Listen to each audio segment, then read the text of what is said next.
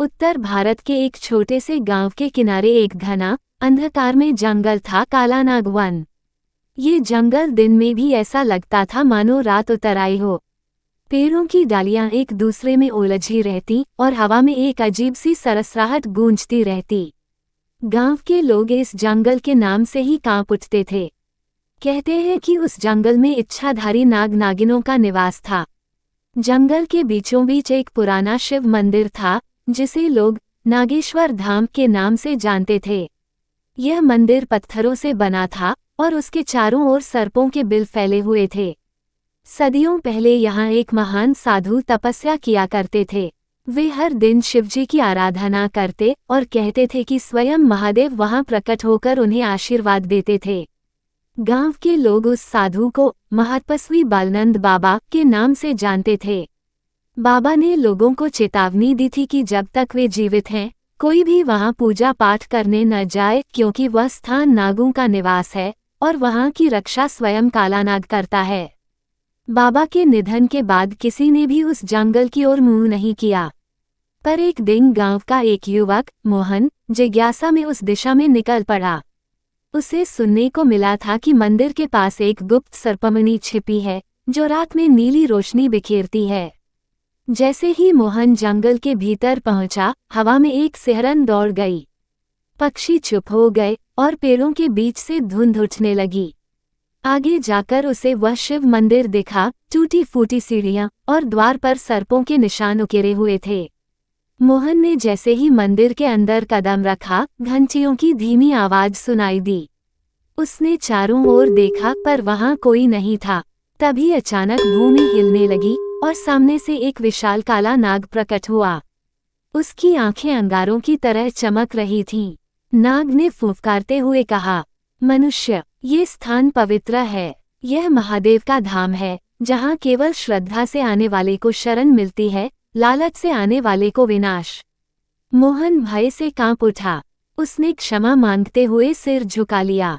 तभी मंदिर के पीछे से एक सुंदर नागिन प्रकट हुई। उसने कहा, हम इच्छाधारी हैं। ये शिवभूमि हमारी रक्षा में है। जो यहाँ भक्तिभाव से आता है, उसकी रक्षा स्वयं भोलेनाथ करते हैं। मोहन ने कांपते हुए हाथ जोड़ लिए। मुझे क्षमा करें देवी, मैं लोभ में आ गया था। नागिन ने मुस्कुराकर कहा, जाओ और गांव को बता दो कि यह वन शापित नहीं, बल्कि शिव की तपोभूमि है। यहाँ भय नहीं, भक्ति बसती है। क्षण भर में नाग नागिन अदृश्य हो गए और मंदिर से एक हल्की घंटी की ध्वनि गूंज उठी। मोहन जब गांव लौटा तो उसने सबको सच्चाई बताई। तब से गांव के लोग हर साल श्रावण मास में नागेश्वर धाम में दीप जलाने जाते हैं, मगर केवल श्रद्धा से, लालच से नहीं। और आज भी कहते हैं, जब कोई सच्चे मन से ओम नमः शिवाय बोलता है, तो कालानाग वन में कहीं घंटी धीरे से बज उठती। घना अंधेरा था, चारों ओर बस झींगुरों की आवाज और हवा में बहती मिट्टी की खुशबू। जंगल के बीचों बीच एक प्राचीन मंदिर खड़ा था, टूटी फूटी दीवारें जिन पर बैलें चढ़ी थीं, पर भीतर अब भी भगवान शिव का पुराना शिवलिंग चमक रहा था। वहीं मंदिर के अंदर एक साधु महाराज ध्यान में लीन बैठे थे। उनके सामने दीपक जल रहा था और वे गंभीर स्वर में मंत्र जप रहे थे। ग्रेटर देन ओम नमः नागदेवाय, इच्छाधारी नागिन रक्षा करो। उसी समय दूर जंगल के झाड़ियों से पत्तों की सरसराहट सुनाई दी। धीरे धीरे वहां से एक छोटा बालक निकला, लगभग 10 साल का, चेहरा भोला पर आंखों में डर और जिज्ञासा दोनों। बालक ने झुककर कहा, साधु महाराज, मैं भी यहाँ पूजा में शामिल होना चाहता हूँ। मुझे भी भगवान शिव से वरदान मांगना है। साधु ने आंखें खोली, उनकी दृष्टि गहरी थी। उन्होंने कहा, बालक, ये साधारण पूजा नहीं है, आज नागपंचमी की रात्रि है। आज इच्छाधारी नाग और नागिन अपने पुराने वचन निभाने आते हैं। जो भी उन्हें देख लेता है, उसकी किस्मत हमेशा के लिए बदल जाती है। बालक ने साहस से कहा, मुझे डर नहीं है महाराज, मैं सच्चाई जानना चाहता हूँ।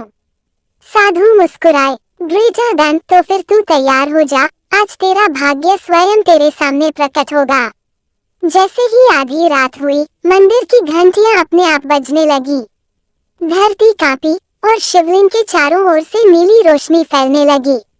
वहीं से एक चमकदार नाग और सुंदर नागिन प्रकट हुए। उनकी आंखें अग्नि जैसी लाल थी और शरीर पर सुनहरी चमक थी।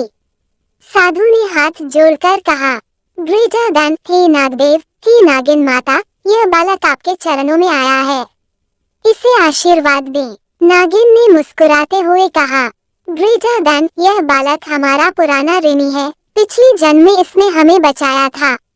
आज हम इसे अपना रहस्य सौंपने आए हैं। नाग ने बालक के माथे पर हाथ रखा। ग्रेटर देन, अब तू हमारे कुल का रक्षक बनेगा।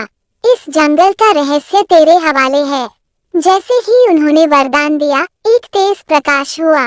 बालक के शरीर पर सर्प का चिन्ह उभर आया। साधु ने मंत्र पूरा किया। ग्रेटर देन, जय नागराज। आज फिर एक नई कथा शुरू हुई है। और तभी जंगल में फिर शांति छा गई। बस हवा में एक स्वर गूंजता रहा, ग्रेटर देन, जो सच्चा हो वही नागलोक के रहस्य को जान सकता है। सुबह होते ही अगले साधु महाराज स्नान करके शिवजी के प्राचीन मंदिर में उपासना आराधना करने लगे। इधर गोपाल बाहर बैठा था। उसके मन में आया, मैं थोड़ा जंगल की तरफ जाता हूँ। गोपाल जंगल की ओर निकल गया। तभी साधु महाराज बाहर निकले और बोले, अरे गोपाल कहाँ गया? फिर खुद ही बोले, ये लड़का भी ना बिना बताए पता नहीं कहाँ चला जाता है।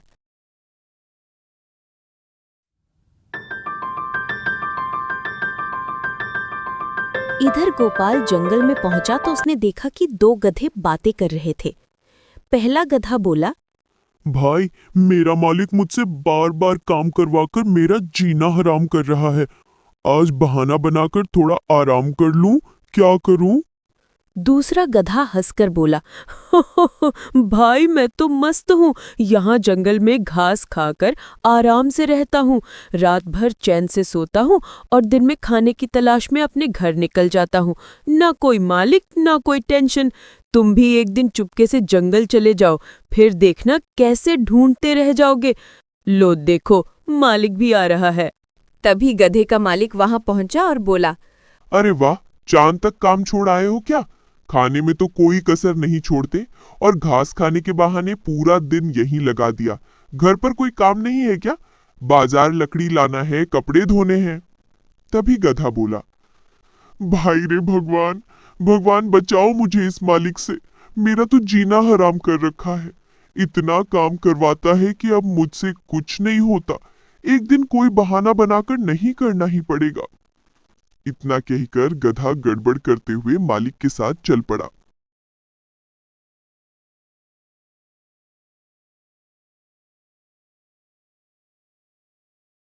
इधर साधु महाराज गोपाल को ढूंढते ढूंढते जंगल में आ गए।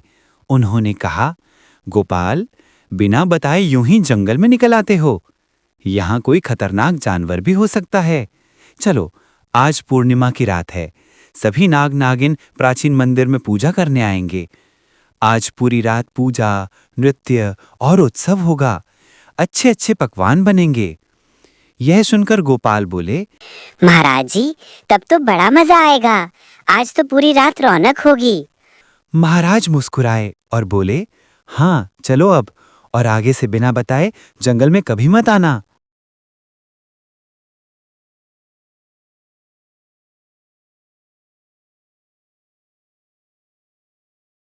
संध्या ढल चुकी थी।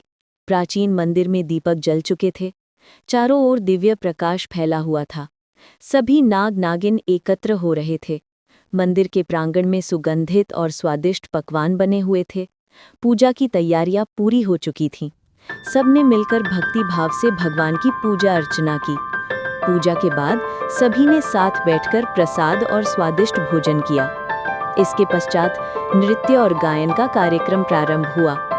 आज पूरी रात नागलोक में महोत्सव का वातावरण बना हुआ था। हर हृदय में आनंद और भक्ति की लहरें उमड़ रही थीं। दोस्तों, आपको ये वीडियो कैसी लगी नीचे कमेंट करके ज़रूर बताएं। अगर वीडियो अच्छी लगी हो तो चैनल को लाइक और सब्सक्राइब करना ना भूलें। और आप किस तरह की वीडियो देखना पसंद करते हैं ये भी हमें कमेंट में ज़रूर बताएं, ताकि हम आपके लिए वैसी ही शानदार वीडियो ला सकें। वीडियो देखने के लिए धन्यवाद।